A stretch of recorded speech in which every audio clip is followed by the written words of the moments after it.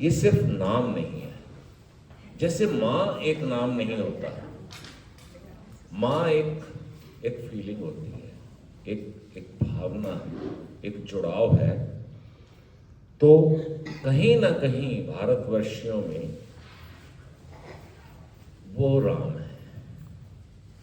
और आज की हिंदी राइटर गिल्ड की जो सभा है उसमें शुरुआत करते हुए कुछ सूचनाएं हैं साहित्य कुंज के बारे में, और कुछ शैलजा जी को मैं बुलाना चाहूँगा। और सबसे गुजारिश है, शांति से सुने। आप सभी लोगों का आज के इस सुंदर कार्यक्रम में बहुत बहुत बहुत स्वागत। राम जी का नाम लेते हुए ये कार्यक्रम सबका कार्यक्रम हो जाता है। यहाँ कोई होस्ट नहीं है, कोई गेस्ट नहीं है। ये एक परिवार है जहाँ हम सभी लोग आपस में मिलकर हर महीने कार्यक्रम करते हैं। रामनवमी अभी गई और लगा कि चलो क्यों ना अप्रैल के इस पावन महीने में हम लोग भी राम जी के माध्यम से कविता, आलेख, कुछ चर्चाएं करें, और कोई भजन पढ़ना चाहे, कहना चाहे तो वो भी। तो आज का ये कार्यक्रम मिला जुला है। सबसे बड़ी बात ये कि राम और कृष्ण जी और शंकर जी भी हमारे साहित्य के केंद्र में हैं, हमारे दर्शन के केंद्र में हैं, अध्यात्म के केंद्र में हैं, विचार के केंद्र में हैं, भाव के केंद्र में हैं। और 500 साल पहले लिखी हुई रामचरितमानस आज भी हमारे मानस में उसी प्रकार से प्रतिष्ठित है, उसी प्रकार से हमें आज भी भाव विभोर करती है। इसीलिए आज के कार्यक्रम का नाम तुलसीदास जी की उसी मानस की एक चौपाई की अर्धाली, मंगल भवन अमंगलहारी राम, इस पे हम लोगों ने आज का कार्यक्रम रखा है। तो आप लोगों का एक बार पुनः स्वागत। जो सूचनाएं मैं देना चाहती हूँ वो गिल्ड के बारे में हैं। आप लोगों को पता ही है कि 2008 में इस संस्था की स्थापना हुई और तब से लेकर आज तक हमारे कार्यक्रम इतने सुंदर, इतने सुचारू रूप से चले हैं। और पिछले करीबन 8 या 9 साल से हर माह हमारी गोष्ठी होती है। कोरोना के समय में हर 15 दिन बाद जूम पर गोष्ठी हो रही थी, तो हम लोग और अधिक सक्रिय हो गए और एक वैश्विक पटल से हम लोग जुड़े। वैश्विक पटल से जुड़ने के कारण ये भी हुआ कि लोगों को हमारे बारे में और अधिक पता चला कि कनाडा में क्या काम हो रहा है। हम लोगों ने 14 पुस्तकें निकाली। मैं कुछ उन लोगों के लिए ये बातें बता रही हूँ जो नए हैं, आज नए जुड़े हैं, जो बहुत समय से जुड़े। और आज काम्बोज जी का, भाई साहब का स्वागत करते हुए मुझे बहुत बहुत बहुत प्रसन्नता हो रही है। आप हमारे मार्गदर्शक हैं, एडवाइज़र हैं, सलाहकार हैं। गलत बात करने पे हमें समझाते हैं और हमें रास्ता भी दिखाते हैं, हमें प्रेरित करते हैं, बहुत कुछ सिखाते हैं। आपके होने से हमारा साहित्यिक परिवार एक तरीके से फिर से उस वरद हस्त के नीचे आ गया जिसकी हम हमेशा अभाव महसूस करते हैं। तो आपने ये अभाव पूरा किया। भाई साहब, आपका बहुत बहुत बहुत स्वागत। तो जो हम लोगों ने पुस्तकें निकाली 2 साल पहले, 2.5 साल पहले हम लोगों ने 50 हिंदी के कैनेडियन लेखकों की 2 पुस्तकें निकाली। गद्य लेखन जो हमारा था 21 लेखकों का था, जिसका नाम है संभावनाओं की धरती। और 41 कवियों का हमारा जो काव्य संग्रह था, जिसमें 5-5 कविताएं हर एक की थी, वो है सपनों का आकाश। आप लोग जानते हैं कि उसे केंद्रीय हिंदी संस्थान आगरा ने 11,000 प्रतियां उसकी छपाई और उन्होंने पूरे भारत में उसका वितरण किया है। तो एक सूचना तो मेरी ये है। दूसरी सूचना ये है कि हम लोगों से संबद्धता, यानी कि जुड़ाव, MOU जिसे कहते हैं, मेमोरेंडम ऑफ अंडरस्टैंडिंग, साइन करने के लिए बहुत से विश्वविद्यालय और संस्थाएं बहुत उत्सुक हैं। और बहुत सोच विचार के हम लोगों ने एक संस्था, एक विश्वविद्यालय के साथ अभी MOU साइन कर लिया है। वो है रवींद्रनाथ टैगोर विश्वविद्यालय भोपाल का और विश्व रंगमंच संस्था है। तो अब हिंदी राइटर्स गिल्ड उनकी अंतर्राष्ट्रीय हिंदी केंद्र के साथ संबद्ध हो गई है। हमारी जिम्मेदारी ये होगी कि हम यहाँ से अपने लेखकों का डेटाबेस, उनके प्रकाशन, उनकी सूचनाएं लगातार हम उनको दें। उनकी जिम्मेदारी ये होगी कि वो हमारे लेखकों को पहचाने, उनको मंच पे स्थान दें, और जब आप लोग भारत जाएं तो ज़रूर बताएं ताकि उनको सूचित किया जा सके और वो लोग आपके लिए वहाँ पे स्वागत में कोई कार्यक्रम, एक आदान प्रदान आप लोगों के विचारों का, रचनाओं का हो सके। तो इस प्रकार की संबद्धता हमने की। तो ये मेरी दूसरी सूचना थी। तीसरी पे अभी हम विचार कर रहे हैं, क्योंकि आगरा विश्वविद्यालय हम लोगों के साथ संबद्धता के लिए कुछ समय से चेष्टा कर रहा है, पर उनका पेपर बहुत लंबा था अपेक्षाओं का, तो उस पर भी चर्चा चल रही है। तो अभी हम देखते हैं कि वो कैसे जाती है। चौथी महत्वपूर्ण सूचना ये थी कि आप लोग में से जो हिंदी राइटर्स गिल्ड के परिवार के बहुत ही सक्रिय सदस्य हैं जानते हैं कि मैं 2 महीना पीछे जनवरी और फरवरी में भारत में थी, और मुझे ये अवसर मिला कि मैं डॉक्टर रमेश पोखरियाल निशंक जी के कार्यक्रम में, हिंदी दिवस के कार्यक्रम में भाग ले सकूं। वो x cabinet minister, education minister रह चुके हैं और हरिद्वार से सांसद भी हैं इस समय। उन्होंने, और इस सब के अलावा वो करीबन 50-60 पुस्तकें प्रकाशित कर चुके हैं, लेखक हैं।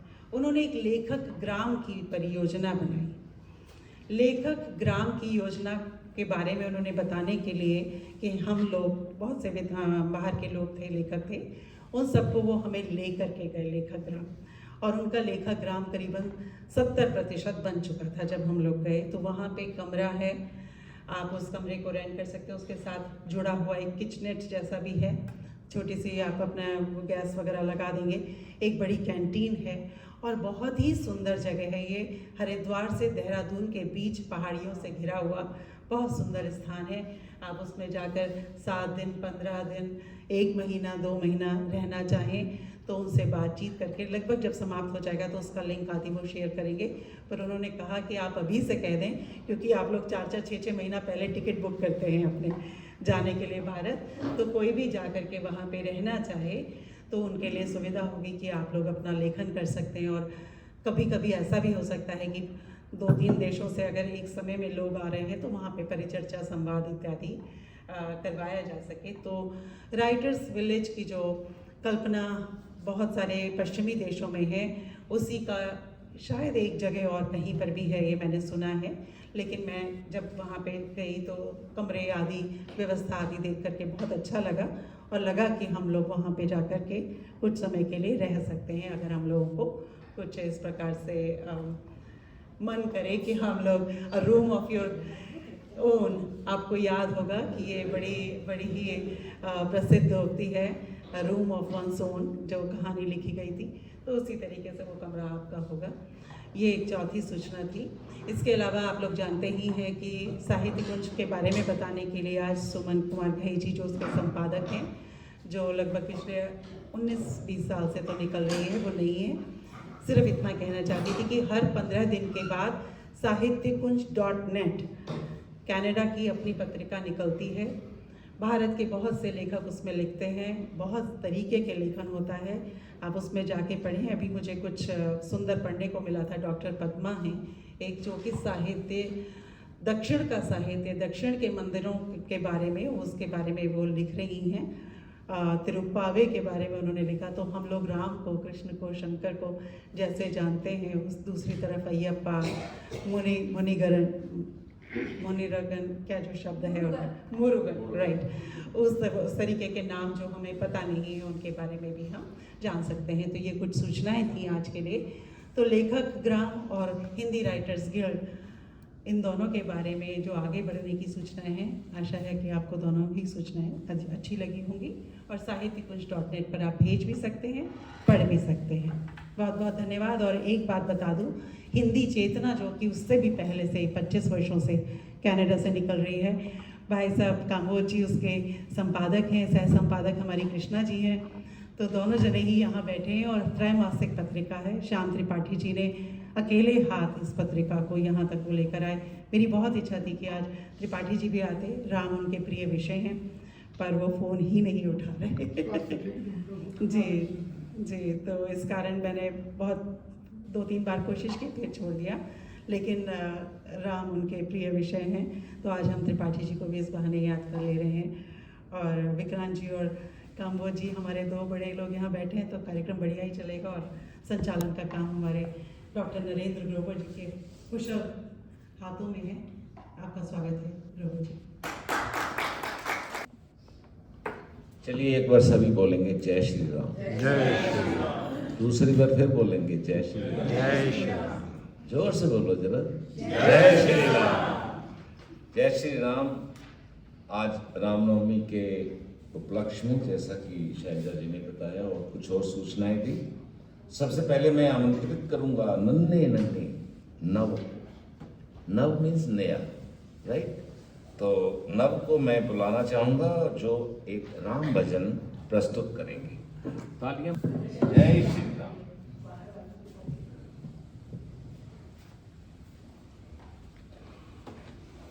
आज हमने जो रामनवमी का कार्यक्रम रखा है, इसमें मैं आप सबको मेरा एक बहुत ही पसंदीदा राम भजन आपको सुनाना चाहूँगा। श्री रामचंद्र कृपालु भज मन हरण भव भय दारुणम नव कंज लोचन कंज कर कंज पद कंजारुणम कंदर्प अगणित अमित छवि नव नील नीरद सुंदरम पटपति मनु पंडित रुचि शुचि नोमि जनक सुतावरम भज दीन बंधु दिनेश दानव दैत्य वंश कंदनम रघुनंद आनंद कंद कौशल चंद दशरथ नंदनम शिर मुकुट कुंडल तिलक चारु उदारु अंग विभूषणम अर्चानु भुज शरचापधर संग्राम जीत विभूषणम इति विदति तुलसी दास शंकर शोषमुनि रंजनम मम हृदय कुंज निवास कुरु कामादि खलदल गंजनम।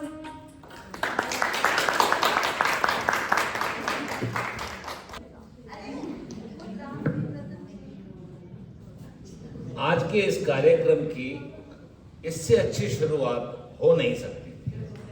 तालियां एक बार। और नव, आपको बहुत बहुत बहुत मुबारकबाद, बधाई, शुभकामनाएं। इस उम्र में अगर आप इतना अच्छा गा रहे हैं, आप आगे इसमें चलकर, और आपके माताजी, पिताजी और दादी जी, आप सबको बहुत बहुत, मतलब आप बधाई के पात्र हैं। परिवार के एक और होनहार आर्नव को बुलाने जा रहा हूं, जो एक कविता सुनाएंगे। जय श्री राम। जय श्री राम। राम एक शब्द नहीं, शब्दों का सार है। राम ही भाव है, भावों की भक्ति अपरंपार है। विश्व की निर्माता, जग के पालनहार है। हार यज्ञ भगवान मर्यादा पुरुषोत्तम राम है। हम सब दास श्री प्रभु के, राम सबके तारनहार है, राम सबके तारनहार है। जय श्री राम। कहा जाता है कि half begun is well begun is half done. तो आधा प्रोग्राम तो हमारा हो गया क्या?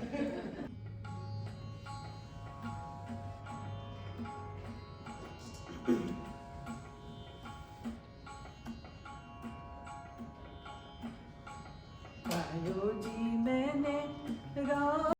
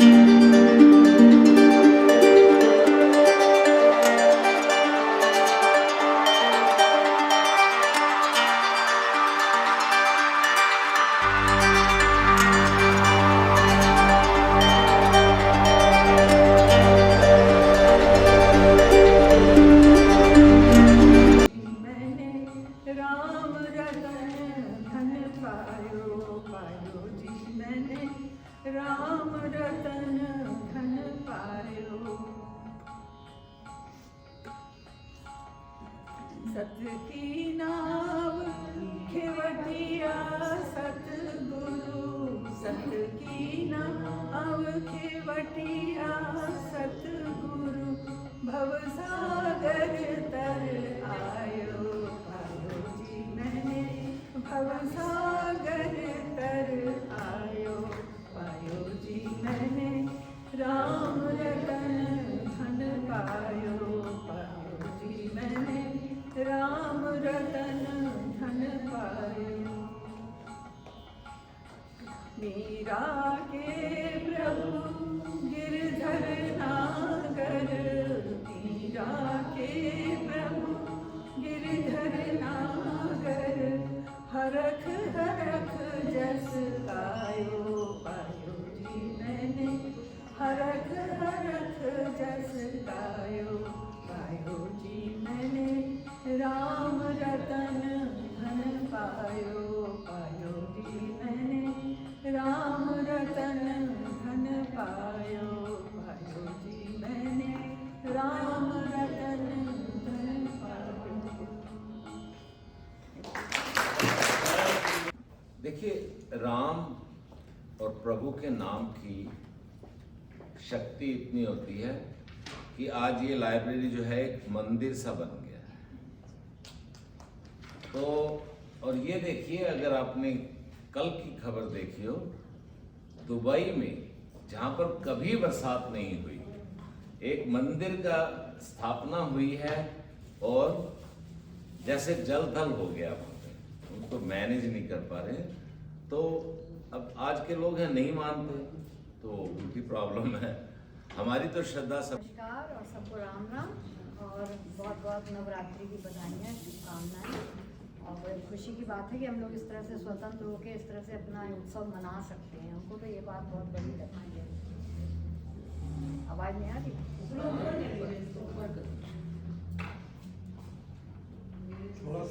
बंद तो नहीं कर दिया? नहीं, बंद क्यों करेंगे? लो, परम आदरणीय भी। अच्छा, आपने इसको ऐसे आप ही कुछ कर रहे भाई, हमें कोई ऐसा इंसान चाहिए जो जिम्मेवारी निभा सके। तो कैंडिडेट ने कहा जी मैं बिल्कुल जिम्मेवार हूँ। कहते कोई उदाहरण? कहते घर में जो भी चीज टूटती है मैं ही जिम्मेवार ठहराया जाता हूँ। तो हम ये एक्चुअली रामायण खुद ही ले आए कि इसमें से ही पढ़ेंगे।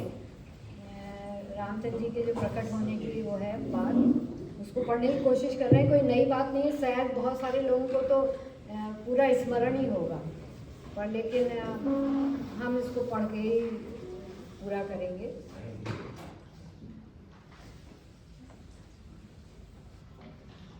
छोटा सा प्रसंग है, पर लेकिन हम सोचते हैं कि ये बहुत ही अवसर के लिए उपयुक्त है। भय प्रकट कृपाला दीन दयाला, कौसल्या हितकारी, हर्षित महतारी मुनि मनहारी, अद्भुत रूप विचारी, लोचन अभिरामा तनु घन श्यामा, निज आयुध भुज चारी, भूषण बनमाला नयन विशाला, शोभा सिंधु करारी, कह दुई कर जोरी अस्तुत तोरी, के विधि करऊँ अनंता, माया गुण ज्ञानातीत अमाना, वेद पुराण बनंता, करुणा सुख सागर सब सुख आगर, जेहि गावहि श्रुति संता,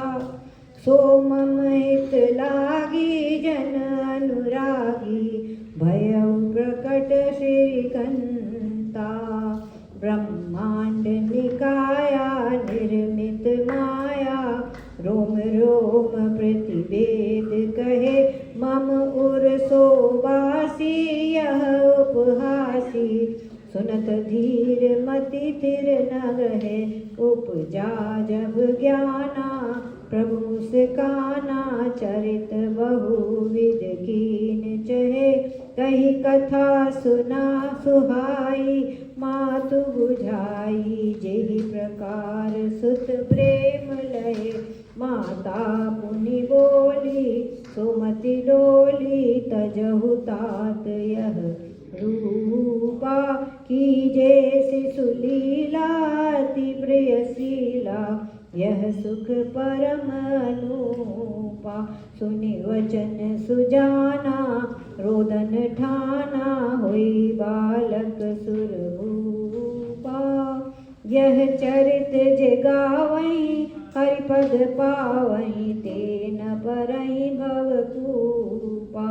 भय प्रकट कृपाला दीन दयाला, कौसल्या हितकारी। हर्षित महतारी मुनि मनहारी, अद्भुत रूप विचारी। तो अब हम लोग ये पढ़ लिया तो भवकूप से निकल जाएंगे, ये इसकी गारंटी है। सभी को प्रणाम, नमस्ते। बहुत खुशी हो रही है, मैं काफ़ी समय बाद यहाँ पर आया हूँ। तो सबसे पहले श्री राम जी को याद करता हूँ। आपके सबके लिए रामनवमी की बधाई और शुभकामनाएं। ऐसे हैं मेरे राम, ऐसे हैं मेरे राम, विनय भरा हृदय करे सदा जिन्हें प्रणाम। ऐसे हैं मेरे राम। तो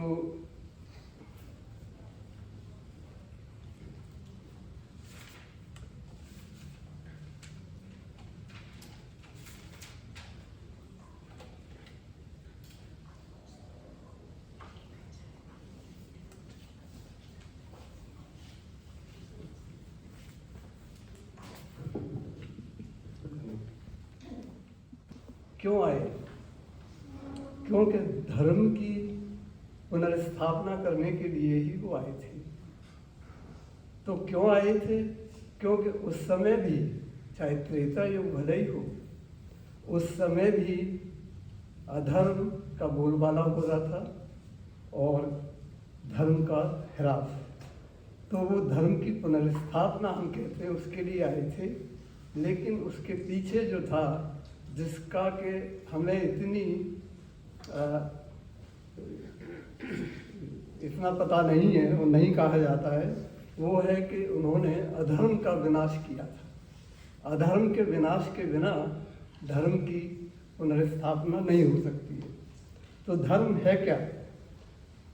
इसको कई तरह से कहा जा सकता है, किंतु मैं समझता हूँ एक ढंग ये है कि संपूर्ण प्रकृति आदिकाल से जिस व्यवस्था और सामंजस्य, उत्तरदायित्व और कर्म के सहित अंतर्गत जो सिद्धांत है उससे चली आ रही है, वही धर्म है, वही सिद्धांत। ये कथा है जब राम माँ सबरी से मिलने पहुंचे उस समय की ये कथा। एकटक देर तक उस सुपुरुष को निहारते रहने के बाद बुजुर्ग बिल्ली के मुंह से बोल फूटे, कहो राम, सबरी का ढी ढूंढने में अधिक कष्ट तो नहीं हो? राम मुस्कुराए, यहाँ तो आना ही था माँ, कष्ट का क्या मूल्य? जानते हो राम, 90 वर्ष, जानते हो राम, 90 वर्ष तुम्हारी प्रतीक्षा तब से कर रही हूँ जब तुम जन्मे भी नहीं थे। यह भी नहीं जानती थी कि तुम कौन हो, कैसे दिखते हो, क्यों आओगे मेरे पास। बस इतना ज्ञात था कि कोई पुरुषोत्तम आएगा जो मेरी प्रतीक्षा का अंत करेगा। राम ने कहा, माँ, तभी तो मेरे जन्म के पूर्व ही तय हो चुका था कि राम को शबरी के आश्रम में जाना है।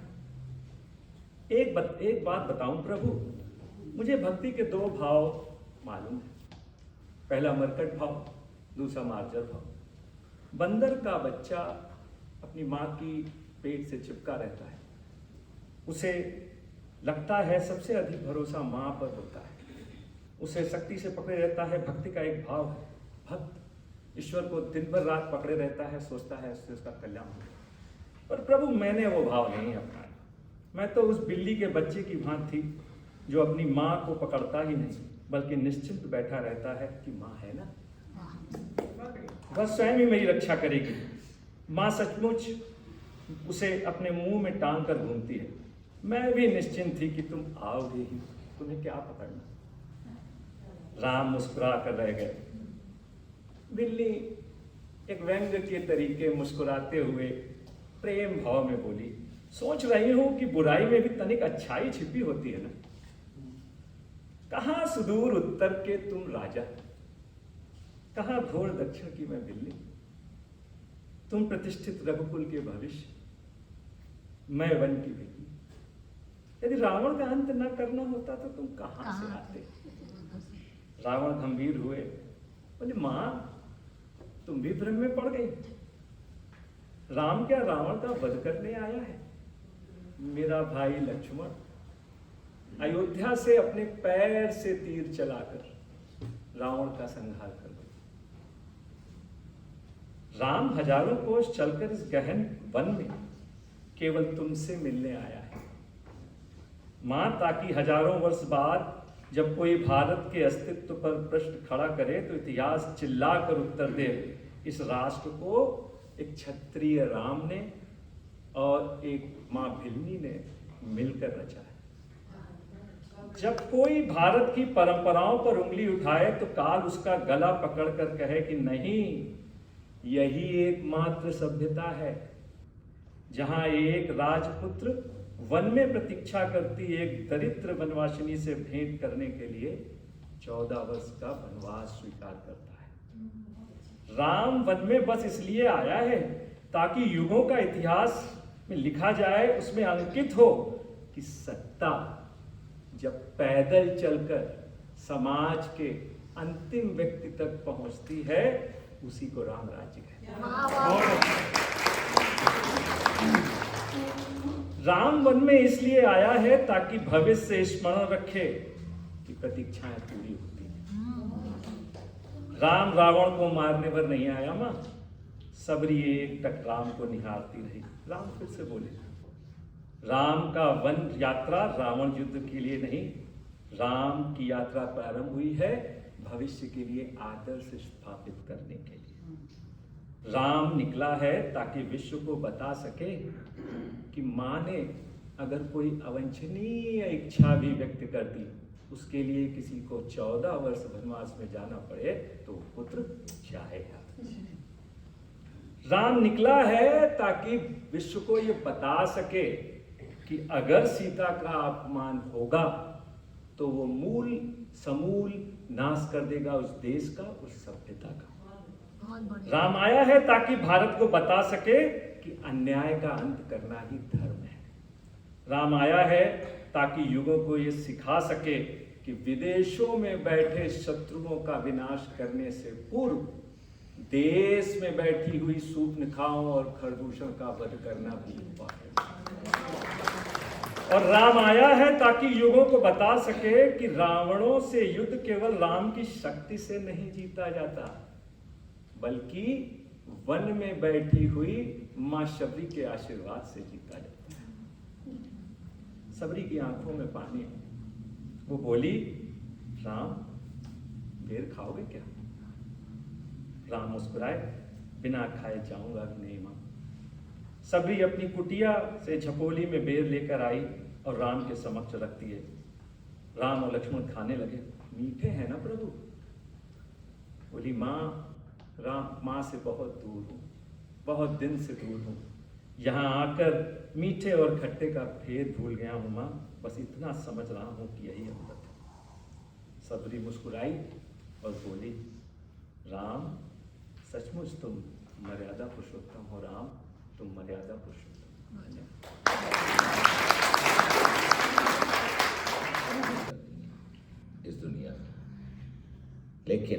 पॉजिटिव बात यह है कि अगर हिटलर नहीं होता, अब हिटलर था इसलिए थर्ड वर्ल्ड वॉर नहीं होगी। Take it positively. जी हाँ, क्योंकि परमाणु युद्ध का जो देख चुकी है ये दुनिया, होते हुए भी कोई किसी पे नहीं करेगा ऐसा कहा गया है। और उसके अलावा जितनी मेडिकल साइंस की रिसर्च हुई है आज तक, उससे पहले हिटलर से पहले वो डेड बॉडीज को कब्रों से निकाल के और इस तरह होती थी। Being a medical student I know जितनी लाइव सर्जरीज उन पे ज्यूज के ऊपर की गई, तो मॉडर्न साइंस उसका आज का रिजल्ट है जो सर्जरी और उसका है। खैर, टॉपिक पे से हटते हुए आज एक बार बोल ही देना जय श्री राम। हाँ जी, धीरज जी का स्वागत है। हाँ जी धीरज जी, हाँ जी धीरज जी हमारे बीच में हैं, भारतीय कौंसलावास। आपका बहुत बहुत स्वागत है सर, आप आए, हमारे लिए खुशी की बात है। तो इस राममयी मौसम में चलते हैं आगे। मेरा कागज वहां रह गया, मैं देख।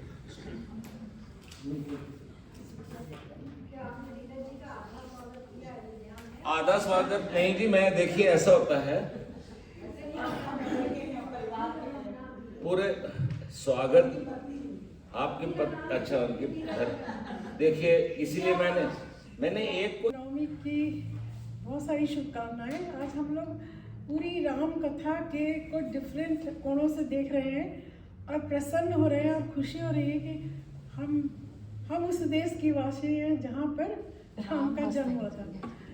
तो अब हम लोगों ने बहुत सारी बातें सुनी। अब एक राम के संबंध में एक भजन प्रस्तुत है, राम का गुणगान करिए। राम का गुणगान करिए, राम का गुणगान करिए, राम का गुणगान करिए। राम प्रभु की भद्रता का, सभ्यता का ध्यान धरिए, ध्यान धरिए। राम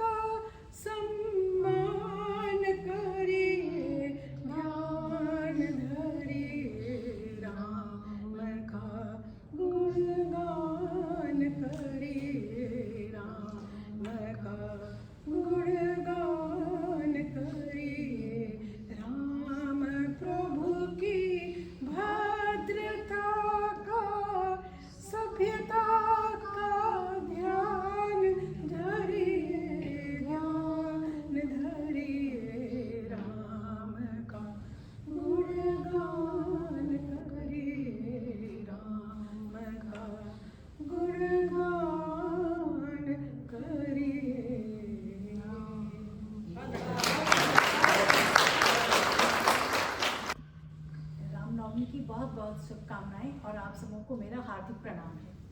हिंदी राइटर्स गिल्ड को धन्यवाद करती हूँ इतने सुंदर आयोजन के लिए और हम सबों को, ऐसे तुच्छ लोगों को ये अवसर देने के लिए कि हम भी रामायण से संबंधित 2 बातें कर सकें। मेरी तो बिल्कुल भी औकात नहीं है, लेकिन फिर भी प्रयास कर रही हूँ। तो सबसे पहले मैं शुरू करती हूँ 2 श्लोकी जो रामायण का सबसे छोटा स्वरूप है।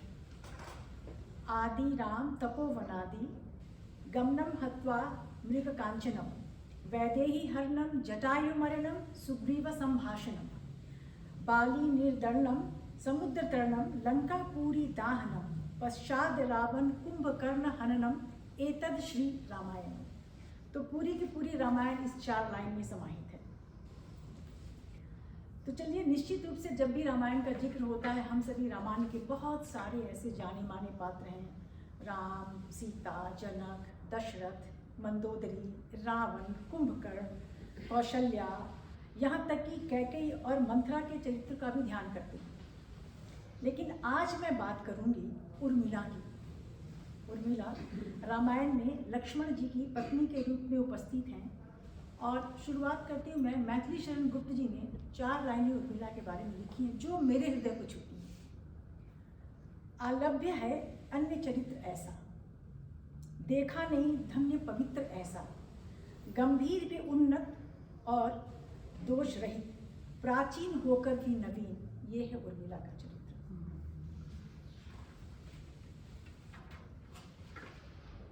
रामायण की सबसे गंभीर और मूक नायिका है उर्मिला। त्याग के मामले में शायद ही रामायण में उर्मिला से अधिक त्यागमयी नारी का वर्णन हुआ हो।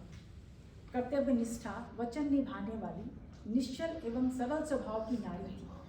माँ जानकी ने, सीता जी ने उर्मिला को साध्वी एवं सुदर्शना माना है।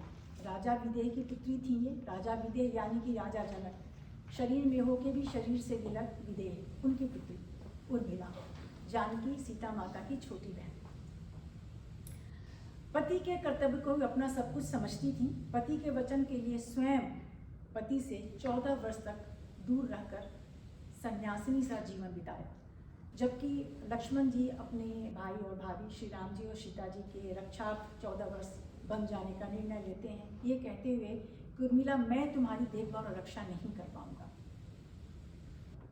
और सारे समय उर्मिला महलों में भी सन्यासिनी की तरह ही रही।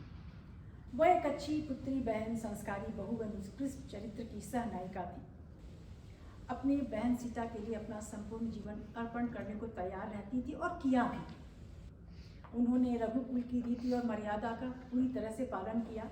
उर्मिला की वियोगावस्था की नाना अंतर्वृत्तियों का विस्तार है इस रामायण में, जिसे हमें, जैसे यहाँ कहते हैं ना, read in between the lines, तो वैसे हमें उर्मिला के चरित्र को देखना, समझना और भूनना होगा। बीच बीच में उनके उच्च भाव की वंजना तो आती है। प्रेम के सुप्रभाव से उर्मिला के हृदय की उदारता का भी बहुत प्रसार देखा गया है।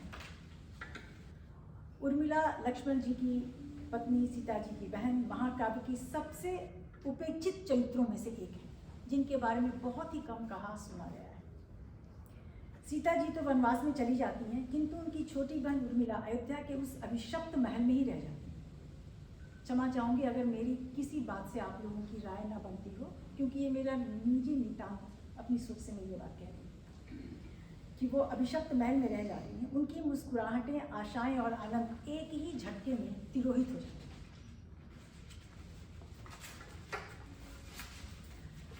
अपार शक्ति एवं दृढ़ निश्चय वाली उर्मिला दुख और आंसुओं से भरी इस परिस्थिति में भी अडिग खड़ी। उनके पति लक्ष्मण ने अपने भाई राम के साथ वन में जाने का निर्णय लिया था। उर्मिला भी वन में जाने की जिद कर सकती थी, जैसा कि माँ सीता ने किया था, लेकिन उर्मिला ने ऐसा नहीं किया और महल में रहकर पीड़ादायक 14 वर्षों तक अपने पति की प्रतीक्षा करते रहने में अपनी सहमति जताई। उनका संपूर्ण जीवन, जैसे कि इस महाकाव्य में चित्रित है, पत्नी का दायित्व, परिवार के प्रति उनकी प्रतिबद्धता के आसपास ही घूमता है। उर्मिला के चरित्र के कई आयाम हैं। सबसे पहला, जैसा मुझे समझ में आया, स्वार्थहीन त्याग। उर्मिला अपने अनुपम त्याग के कारण जानी जाती है, प्रसिद्ध है। वनवास में नहीं जाकर भी पति के सानिध्य का त्याग करती हैं ताकि लक्ष्मण जी अपने भाई और अपने भाभी सीता जी की सेवा पूरी दृढ़ता और श्रद्धा से कर सकें, उसमें किसी भी तरह का कोई व्यवधान न हो। आप सभी को मेरा सादर नमन। आज मैं आपको माता शबरी की कथा आज मैं हाँ अपने पास थोड़ा हाँ ऐसे बस ऑन है हाँ। आप सभी को मेरा सादर नमन। आज मैं आपको माता शबरी की कथा सुनाने जा रही हूँ। कृपया उदार मन से सुनिएगा क्योंकि त्रुटियां अवश्य होंगी। तो बात राम के जन्म से बहुत पहले की है। पौराणिक कथा के अनुसार माता शबरी अपने पूर्व जन्म में एक ऊंचे कुल के वैभवशाली राजा की रानी थी। वे साधु संतों की सेवा करना चाहती थी, पर उनके लिए ये सब वर्जित था। एक दिन वे अपने राजा के साथ प्रयाग के कुंभ मेले में गई। उन्होंने राजा से ऋषि मुनियों की सेवा करने की इच्छा जताई, तो राजा ने उन्हें यह कहकर मना कर दिया कि रानी को ये सब शोभा नहीं देता। रानी अत्यंत दुखी हो गई। वहीं त्रिवेणी में उन्होंने अपने प्राण त्याग दिए। प्राण त्यागने से पहले उन्होंने त्रिवेणी मैया से यह वर मांगा कि अगले जन्म में वो बिना किसी रूप, धन और पद के जन्म लें और संतों की सेवा में उनका जीवन व्यतीत हो। फलस्वरूप अगले जन्म में वो एक भील आदिवासी कबीले के मुखिया अज के घर में जन्मी। माँ इंदुमती ने उनका नाम श्रमणा रखा, पर क्योंकि वो शबर जाति की थी इसलिए उन्हें शबरी भी कहा जाता। कुछ समय बाद एक पंडित ने कहा कि ये बालिका आगे चलकर सन्यासिनी बन सकती है। यह सुनकर पिता ने शीघ्र ही उनका विवाह निश्चित कर दिया। विवाह से कई दिन पहले भेड़, बकरियां और अन्य पशु घर के पास लाकर बांध दिए गए। पूछने पर माँ ने बताया कि विवाह के दिन इन सब की बलि दी जाएगी और उसका स्वादिष्ट भोजन बनाकर अतिथियों को परोसा जाएगा। शबरी का मन द्रवित हो गया। उन्होंने सोचा कि यदि मैं घर से भाग जाऊं तो मेरा विवाह रुक जाएगा। मेरा विवाह रुक जाएगा तो इन सब निर्दोष पशुओं की बलि भी रुक जाएगी। यह सोचकर वे रात को जंगल की ओर भाग गए और भागते भागते वो ऋषिमुख पर्वत के दंडकारण्य वन में पहुंचे। वहां उन्होंने हजारों ऋषि मुनियों को पूजा तपस्या करते हुए देखा। वे चुपचाप उनकी सेवा में लग गए। वे उनकी कुटी के आगे झाड़ू लगाती, हवन के लिए लकड़ियां लाती और खाने के लिए बेर आदि भी लाती। जब ऋषियों को पता चलता कि वे एक तुच्छ भीलनी है तो वो उन्हें डांट फटकार कर वहां से भगा देते। अंत में वे ऋषि मतंग के आश्रम में पहुंची। ऋषि मतंग उनकी सेवा से अत्यंत प्रसन्न हुए और उन्होंने उन्हें अपनी बेटी स्वीकार कर लिया और वे उन्हीं के गुरुकुल में रहने लगी और देखरेख करने लगी। जब ऋषि मतंग वृद्ध हो गए तो उन्होंने देह त्यागने की इच्छा प्रकट की। शबरी व्याकुल होकर बोली, मैं आपके बिना नहीं जीऊंगी, मैं भी अपना देह त्याग दूंगी। ऋषि मतंग बोले, नहीं, अभी तुम्हारा उद्देश्य पूरा नहीं हुआ है। प्रभु श्री राम अपनी भार्या को खोजते हुए यहाँ आएंगे और उन्हीं के द्वारा तुम्हें मोक्ष प्रदान प्राप्त होगा। माता शबरी राम की प्रतीक्षा करने लगी। कई वर्ष बीत गए और वे वृद्ध हो गए। फिर एक दिन राम और लक्ष्मण वहाँ पधारे। माता शबरी खुशी से गदगद हो गई और उनके मार्ग में पुष्प बिछाकर प्रेम पूर्वक चक कर मीठे बेर खाने को दिए। राम ने भक्ति और प्रेम में पगे झूठे बेरों को प्रेम से ग्रहण किया, परंतु लक्ष्मण वे उन्हें दूर फेंकते रहे। कहा जाता है कि इन्हीं झूठे बेरों की गुठली से संजीवनी बूटी उत्पन्न होती है और जिनसे लक्ष्मण के प्राणों की रक्षा हो जाती। माता ने राम को बताया कि पंपा सरोवर के निकट ही महाराज सुग्रीव और हनुमान जी रहते हैं और माता सीता की खोज में आगे वही उनकी सहायता करेंगे। शबरी बोली, प्रभु, मेरे जीवन का उद्देश्य आपके दर्शन पाकर पूरा हुआ, पर मैं अज्ञानी नीच कुल की भीलनी, मुझे आप भक्ति का ज्ञान दें। राम बोले, माता, ईश्वर के आगे जात पात ज्ञान धर्म गुण और चतुराई का कोई मोल नहीं होता। वे तो केवल भक्ति के नाते को ही सच्चा नाता मानते हैं। और आप तो स्वयं भक्ति की परिकाष्ठा हैं। भला मैं आपको क्या ज्ञान दे सकता हूँ? फिर भी मेरे गुरुजनों ने नवधा भक्ति का जो ज्ञान मुझे दिया है वही आपसे कहता हूँ। तो महाकवि तुलसीदास के शब्दों में, नवदा भक्ति कहूँ तेहि पाही, सावधान सुर धनु मन माही। नवदा भक्ति कहूँ तेहि पाही, सावधान सुनु धरु मन माही। प्रथम भगति संतन कर संगा, प्रथम भगति संतन कर संगा। दूसरी रति मम कथा प्रसंगा, दूसरी रति मम कथा प्रसंगा। गुरुपद पंकज सेवा, तीसरी भक्ति अमान। चौथी भक्ति मम गुणगन, करी कपट तजि ज्ञान, करी कपट तजि गान। मंत्र जाप मन दृढ़ विश्वासा, पंचम भजन सुवेद प्रकाशा। मंत्र जाप मन दृढ़ विश्वासा, पंचम भजन सुवेद प्रकाशा। छठ दम शील विरति बहु कर्मा, निरत निरंतर सज्जन धर्मा। छठ दम शील विरति बहु कर्मा, निरत निरंतर सज्जन धर्मा। सातव सम्मोहिमय जग देखा, सातव सम्मोहिमय जग देखा। मोते संत अधिक करि लेखा, मोते संत अधिक करि लेखा। आठव जथा लाभ संतोषा, सपने हूँ नहीं देखई परदोषा। आठव जथा लाभ संतोषा, सपने हूँ नहीं देखई परदोषा। नवम सरल सब सन छलहीना, नवम सरल सब सन छलहीना। मम भरोस हिय हर्ष न दीना, मम भरोस हिय हर्ष न दीना। नव महु एकहु जिनके होई, नारी पुरुष सचराचर कोई। नव महु एकहु जिनके होई, नारी पुरुष सचराचर कोई। आज की सभा में उपस्थित सभी आदरणीय गणों को सादर नमस्कार। मैं आज सुबह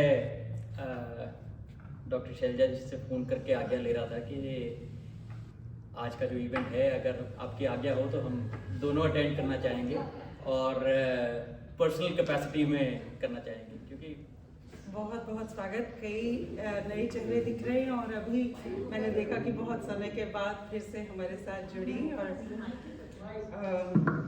धीरज जी आए, अनुसुईया जी के बारे में हम सभी लोग बहुत उत्साहित हैं। अनुसुईया जी ने सीता जी को ज्ञान दिया था। अनुसुईया जी ने पतिव्रत का धर्म सिखाया था सीता जी को। और अत्रि मुनि का वह आश्रम चित्रकूट में जो है वो मुझे देखने का सौभाग्य मिला और इतना सुंदर लगा वो मंदिर नदी के किनारे। और मैं कल्पना कर रही थी, क्योंकि लेखक लोगों की कल्पना सबसे ज़्यादा चलती है ना, पैर चले ना चले, कलम चले ना चले। तो मुझे लग रहा था कि किस पत्थर पे बैठी होंगी माँ सीता, किस पत्थर पे बैठी होंगी अनुसुईया जी। और फिर उन्होंने इतने सुंदर उनको वस्त्र दिए जो खराब नहीं हो सकते, गंदे नहीं हो सकते, इस प्रकार के वस्त्र दिए। तो मुझे ऐसा लग रहा है कि आप नहीं कुछ कह रही, लेकिन आपका नाम बहुत कुछ कह रहा है। तो हम बहुत बहुत अच्छा लग रहा है हम लोगों को कि आप जो है। और धीरज जी, कृष्णा जी ने कह ही दिया कि आप हिंदी के हाथ से बहुत आगे हैं। साहित्य में संवेदना, सरलता, सहजता, कृतज्ञता, अगर साहित्यकार में ये नहीं हो तो वो सहृदय नहीं होता। सहृदय हुआ, संवेदना हुई तो वो लेखक हो गया। तो कवि नीरज कहते हैं कि मनुष्य होना भाग्य की बात है और लेखक होना सौभाग्य की बात है। तो लेखन में मैंने एक कविता लिखी थी कि कागज़ पे ही कविता नहीं होती, हमेशा जीवन में और जीवन के ऐसे क्षणों में। तो आपने बहुत सुंदर कविता सुनाई हमें, धीरज जी, बहुत बहुत धन्यवाद कि आप आए और इसी तरीके से आते रहें। मंगल भवन अमंगल हारी राम। मंगल क्या है? मेरा बेटा कहता है ये एक वार है, मंगलवार। अभी मैं उसको बता रही थी जब, मंगल का अर्थ हुआ कल्याण। कल्याण, हम कहते हैं भगवान सबका कल्याण करें। कल्याण क्या है? जिसमें हमारा हित हो। हमारा हित, हित अनहित की बात है। भगवान राम मंगल भवन है, मंगल करने वाले हैं, कल्याण करने वाले हैं, हित करने वाले हैं। लेकिन हमारा हित क्या है? हमारी इच्छा में तो नहीं है वो, ये हम नहीं समझ पाते। हमारे लिए लगता है हमको कि जो हमारी इच्छा है उसकी पूर्ति हो, वही तो हमारा हित है। हमने बहुत पढ़ाई की, हमारे क्लास में सबसे ज़्यादा नंबर आने चाहिए, यही तो हित था। हम कई चीज़ों को मिला देते हैं। मंगल भवन अमंगल हारी, वो अमंगल हर लेते हैं, अमंगल को दूर करते हैं। अमंगल अकल्याण, तो अकल्याण या अहित, हित, हित क्या है? यहाँ पे आकर के विचार अटकता है कि हमारा हित किस में है। दुनिया में हम लोग थोड़ी सी देर के लिए आए, उसमें हमारे हित के लिए हम सोचते हैं एक बड़ा घर हो, बंगला हो, गाड़ी हो, अच्छा खाने पीने के लिए भरा हुआ हो, जब मर्जी आए हम ज़रा लंदन, यूरोप या इधर उधर की यात्रा कर सके। इससे बड़ा हित क्या होगा? अच्छे मित्र हो, खाया पिया, पार्टी की, वो हित। लेकिन हित हमारा कहीं और है और वो हित नहीं समझते हम। भगवान उस हित को समझाने वाले हैं। रामायण में एक कथा आती है कि नारद जी ने बहुत तपस्या की। रामचरितमानस में तुलसीदास जी ने इस कथा को बड़े विस्तार में लिखा। मानस की पंक्ति को बार बार मैं ये इसीलिए पहले भी जैसे कहा था कि रामचरितमानस दर्शन, साहित्य, नीति, भक्ति, आध्यात्म और क्या हमारे कार्य होने चाहिए, धर्म, जैसा शुरू में कहा गया, तो उन सबको बताने वाला है। इसीलिए इतने सालों से चल रहा है क्योंकि हम उसको समझ ही नहीं पाए पूरी तरीके से। जब जब पढ़ते हैं हम, उसमें से एक नया अर्थ हमको दिखाई देता है। अपनी अपनी आयु, अवस्था, आयु अलग है और अवस्था अलग है। आयु में हम बड़े हो सकते हैं, अवस्था हमारी समझ की है कि हम किस समझ के स्तर पर हैं, हमें कुछ उसमें से नया मिलता है। और मंगल भवन में मंगल हमारा किस समय क्या है, हमारा हित किस समय पे क्या है, हमारा अमंगल कैसे वो हरेंगे, इसके लिए अनेक कथाएं दी हैं। उसमें से एक बड़ी प्रसिद्ध कथा जो नारद जी की कथा है, उन्होंने बड़ी तपस्या की नारद जी ने। बहुत सारी अप्सराएं आई, इस तरीके के जो टेस्ट होते हैं, आप PhD ऐसे ही तो नहीं प्राप्त कर लेंगे ना, उसके लिए बहुत सारे टेस्ट देने पड़ेंगे। तो नारद जी के सामने भी अनेक परीक्षाएं आई और अनेक प्रकार के लुभावने, उनको आकर्षण, प्रलोभन दिए गए उनको, लेकिन उन्होंने उन सबको पार किया। और अंततः ब्रह्मदेव प्रकट हुए और उन्होंने कहा कि भाई आपको क्या चाहिए, और भगवान की भक्ति मांगी उन्होंने। अब इस बात से नारद जी बहुत प्रसन्न हुए। उन्होंने सोचा ही नहीं था कि मैं इतनी परीक्षाएं पास कर लूँगा, नंबर 1 आ जाते हैं, हम यूनिवर्सिटी में टॉप कर जाएं तो कहाँ सोचा होता है, नाचने लग जाते हैं खुशी से। तो वही स्थिति हुई। तो वो बड़े प्रसन्न मन से शंकर जी के पास पहुँचे। शंकर जी जिसने बताया उन्होंने कि इस प्रकार से मैंने अपनी तपस्या में सभी आकर्षणों को मात दे दी। शंकर जी ने कहा ये बात भूल करके भी विष्णु जी को मत कहना। उनको अच्छा नहीं लगा। लड्डू बांटने के लिए पूरा गांव रखा है और ये कह रहे हैं कि किसी को बांटना ही मत। तो खैर वो आगे चले और उनसे रहा नहीं गया, विष्णु जी के पास गए और बताया। और आप लोग, बहुत सारे लोग इस कथा को जानते हैं कि किस प्रकार से वो आगे गए और उन्होंने एक देखी सुंदर स्त्री और राजा की बेटी, और ये हो जाएगा और वो हो जाएगा, और भगवान को श्राप दिया। और एक कारण भगवान राम के जन्म का ये भी था कि नारद जी ने उनको श्राप दिया। नारद जी ने जब उनसे कहा कि मुझे क्यों श्राप दिया, उन्होंने काफ़ी मतलब जली कटी सुनाई उस समय पे कि भाई तुम, अब तुम्हारे बैरी हो तुम मेरे, और सिर पे कोई नहीं है तुम्हारे, स्वतंत्र हो मनमानी करने के लिए। जब सागर मंथन हुआ तो विष तो दे दिया शंकर जी को, ले गए लक्ष्मी जी को साथ में, अमृत भी ले लिया। तो उन्होंने कहा कि भाई तुम इतने स्वतंत्र हो, तुम्हारा जो मन आता है सो करते हो, लेकिन मुझे भी श्राप दे दिया, मैं भी भक्त हूँ तुम्हारा, तो मैं तुम्हें ये श्राप देता हूँ। बाद में उन्होंने कहा कि ये क्यों किया आपने, इस प्रकार की लीला क्यों की, मेरे साथ। तो उन्होंने कहा कि तुम्हारा हित नहीं था इसमें, मंगल नहीं था, क्योंकि अगर तुम फिर से प्रलोभनों में भटक जाते तो जो सब तपस्या की थी, जो जीवन भर का काम किया था, त्याग किया था, वो सारा का सारा डिलीट हो जाता, वो सारा का सारा हट जाता। ये मंगल है। तो जिस काम में जब तकलीफ़ें आती हैं हमारे पास, जब हमारे परेशानियां होती हैं, उस समय हम सबसे ज़्यादा भगवान को याद करते हैं। हम अपनी परेशानी को दूर करने के लिए करते हैं, लेकिन भगवान उस समय भी मंगल कर रहे होते हैं। मंगल का दूसरा अर्थ है मन गल।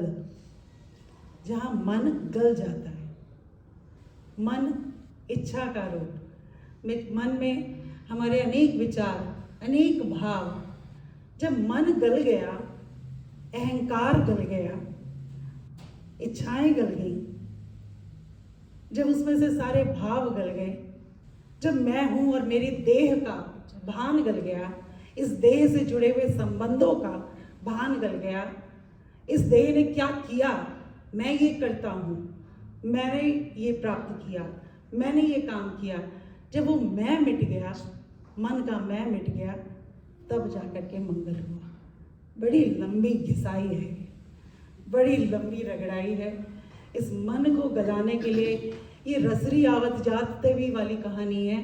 ये ऐसा पत्थर है मन, जो मन भर के हमारे मन पे पड़ा हुआ है, और ऐसा हाल है इसका कि जन्म जन्म हम इसी की रगड़ भगवान की याद भी करें, लेकिन इस पे से वो रसरी आवत धीरे धीरे धीरे धीरे कहीं इस पे कुछ निशान पड़ता है, लेकिन गलता नहीं है। इसको गलने में इतना लंबा समय लग जाता है, लेकिन तुलसीदास जी कहते हैं कि जो राम नाम स्मरण करता है उसका मन गल होता है, वो अमंगल को हर लेते हैं।